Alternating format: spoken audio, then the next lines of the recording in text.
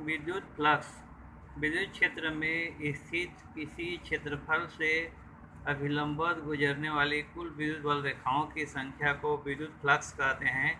इसे phi E से प्रदर्शित करते हैं। विद्युत फ्लक्स दो प्रकार के होते हैं। पहला है धनात्मक विद्युत फ्लक्स। जब किसी पृष्ठ से गुजरने वाली विद्युत बल रेखाएं बाहर की ओर जा रही होती हैं तो विद्युत फ्लक्स धनात्मक होता है। इस स्थिति में विद्युत बल रेखाएं अपसरित होती हैं अर्थात फैलती हैं। और दूसरा है ऋणात्मक विद्युत फ्लक्स।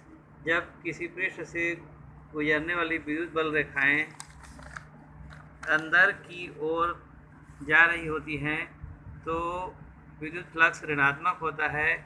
इस स्थिति में विद्युत बल रेखाएं अभिसरित होती हैं अर्थात सिकुड़ती हैं। इसमें आप चित्र में देख सकते हैं कि एक तरफ विद्युत बल रेखाएं फैल रही हैं और दूसरी तरफ सिकुड़ रही हैं। तो जो विद्युत बल रेखाएं पृष्ठ से बाहर निकल रही हैं वो धनात्मक और जो विद्युत बल रेखाएं पृष्ठ के अंदर प्रवेश कर रही हैं वो ऋणात्मक विद्युत फ्लक्स कहलाती हैं। अब है गास का प्रमेय। कार्ल फ्रीडरिक गास ने एक नियम प्रतिपादित किया और जिसके आधार पर उन्होंने किसी एक बंद पृष्ठ से गुजरने वाले विद्युत फ्लक्स और उसमें उपस्थित आवेश के बीच संबंध बताने के लिए एक नियम प्रतिपादित किया जिसे गास का नियम कहते हैं। और इस प्रमेय का कथन यह है, इस प्रमेय के नियमानुसार निर्वात में किसी बंद पृष्ठ से गुजरने वाली संपूर्ण विद्युत फ्लक्स इस बंद पृष्ठ के अंदर उपस्थित कुल आवेश का 1/ε0 गुना होता है। यदि किसी बंद पृष्ठ के अंदर उपस्थित कुल आवेश Q हो तो गास के नियमानुसार इस पृष्ठ से गुजरने वाला संपूर्ण विद्युत flux phi E equal to integration from E dot D S surface integration पृष्ठीय अवकलन समाकलन कहलाएगा और इक्वल टू Q/ε0। इसका प्रूफ देखते हैं किस तरह से गास के नियम की व्युत्पत्ति कर सकते हैं। माना कि एक बंद पृष्ठ के अंदर बिंदु O पर Q आवेश रखा हुआ है और O से R दूरी पर कोई बिंदु P है। यहाँ पर बिंदु O है और O से R दूरी पर एक बिंदु P है।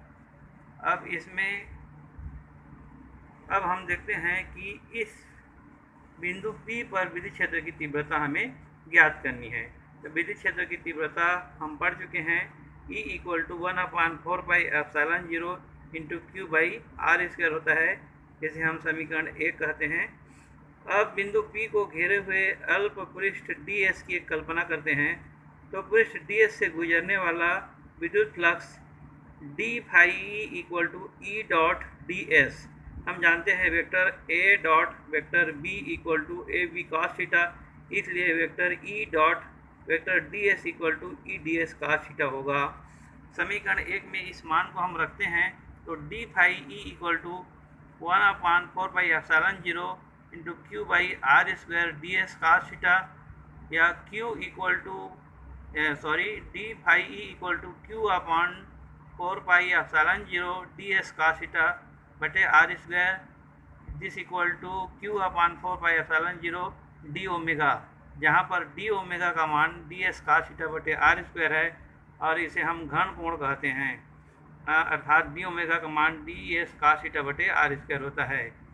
अतः बंद पृष्ठ S से गुजरने वाला संपूर्ण विद्युत flux phi E equal to surface integration of E dot D S equal to surface integration of E D S cos theta equal to surface integration of Q/4πε0 D omega. अब यहाँ पर Q/4πε0 constant है, इसलिए इसे हम integration के बाहर निकाल देते हैं।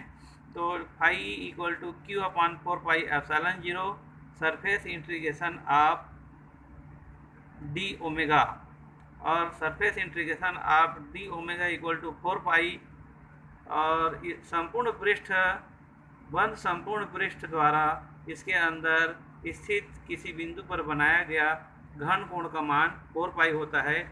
इसलिए surface integration of D omega equal to 4 pi लिखेंगे। तो सरफेस इंटीग्रेशन आप D omega equal to 4 pi, अब इस मान को समीकरण 3 में रखते हैं तो phi E equal to electric flux phi E equal to Q upon 4 pi epsilon 0 into 4 pi 4 pi कट जाएगा तो phi E equal to Q upon epsilon 0 अर्थात electric flux phi E equal to 1 Q upon epsilon 0। यही Gauss का प्रमेय है। यदि के परावैद्युतांक माध्यम हो तो फाई इक्वल टू क्यू अपान के एप्सिलॉन 0, यही गाउस का प्रमेय है। और गाउस के प्रमेय के अनुसार किसी बंद पृष्ठ के अंदर गुजरने वाला संपूर्ण विद्युत फ्लक्स अर्थात इलेक्ट्रिक फ्लक्स फाई ई उस पृष्ठ पर उपस्थित संपूर्ण आवेश Q का 1/ε0 गुना होता है। इसमें 3 विशेष परिस्थितियां होती हैं। पहला यह कि यदि बंद पृष्ठ के अंदर Q1, Q2, Q3, Qn आवेश स्थित हो तो phi E electric flux equal to Q1/ε0 plus Q2/ε0 plus Q3/ε0 plus Qn/ε0। यहाँ पर 1/ε0 को कॉमन निकाल देते हैं तो ब्रैकेट के अंदर में Q1 plus Q2 plus Q3 Qn बचेगा और इसे हम इन जनरल फार्मूला के रूप में 1/ε0 summation of i equal to 1 to n QI लिख सकते हैं। यदि i का मान 1 रखेंगे, i इक्वल टू 1 रखेंगे तो Q1 2 रखेंगे तो n का मान तो Q2 Q3 इस तरह से n तक रख सकते हैं। i का मान 1 से लेकर n तक i का मान तो Q1 Q2 Q3 और समेसन मतलब इसमें सबका योग होते जाएगा।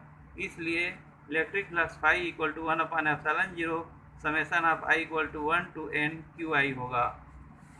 दूसरी विशेष परिस्थिति यह है कि यदि आवेश बंद पृष्ठ के बाहर स्थित हो तो मान लेते हैं कि बंद पृष्ठ के बाहर स्थित बिंदु O पर प्लस Q आवेश स्थित है, तब बंद पृष्ठ S पर दो अल्प पृष्ठ DS1 और DS2, यहाँ पर DS1 एक पृष्ठ है और DS2 दूसरा पृष्ठ है और इसकी कल्पना करते हैं तो इसमें दो पृष्ठ बनेंगे, एक DS1 और DS2, और DS1 वह पृष्ठ है जिसमें विद्युत बल रेखाएं पृष्ठ के अंदर प्रवेश करती हैं और DS2 वह पृष्ठ है जिसमें विद्युत बल रेखाएं पृष्ठ से बाहर निकलती हैं और इनके बीच में कोण ओमेगा बनता है। पृष्ठ S1 पर बल रेखाएं पृष्ठ के अंदर प्रवेश करती हैं तो चूँकि पृष्ठ S1 पर बल रेखाएं प्रवेश करती हैं तो पृष्ठ DS1 से गुजरने वाला विद्युत flux equal to -Q/4πε0 D omega होगा, अर्थात अंदर प्रवेश करने वाला जो विद्युत फ्लक्स होगा माइनस या ऋणात्मक विद्युत फ्लक्स होगा, इसलिए -Q/4πε0 डी ओमेगा होगा। और पृष्ठ S2 पर बल रेखाएं पृष्ठ के बाहर निकलती हैं, अतः DS2 पृष्ठ से निकलने वाला विद्युत फ्लक्स धनात्मक विद्युत फ्लक्स होगा, इसलिए D phi equal to Q/4πε0 D omega. इस तरह से हम देखते हैं कि संपूर्ण पृष्ठ DS1 और DS2 दोनों को मिला लेते हैं तो पृष्ठ S1 और DS2 से गुजरने वाला कुल विद्युत flux equal to -Q/4πε0 D omega plus Q/4πε0 D omega equal to 0। यदि आवेश बंद पृष्ठ के बाहर हो तो उस बंद पृष्ठ से गुजरने वाला संपूर्ण विद्युत फ्लक्स का मान 0 होता है। और तीसरी विशेष परिस्थिति, यदि आवेश के परितः के परावैद्युतांक माध्यम हो तो phi E equal to Q/K/ε0। इस तरह से गाउस का प्रमेय आज हमने देखा। गाउस के प्रमेय किसे कहते हैं और गाउस के प्रमेय में विद्युत फ्लक्स किसे कहते हैं और विद्युत फ्लक्स के पश्चात गाउस के प्रमेय में किन परिस्थितियाँ हो सकती हैं। एक तो जब संपूर्ण आवेश पृष्ठ के अंदर स्थित हो और दूसरा जब संपूर्ण आवेश पृष्ठ के बाहर स्थित हो और तीसरा जब आवेश के परितः के परावैद्युतांक माध्यम हो। धन्यवाद।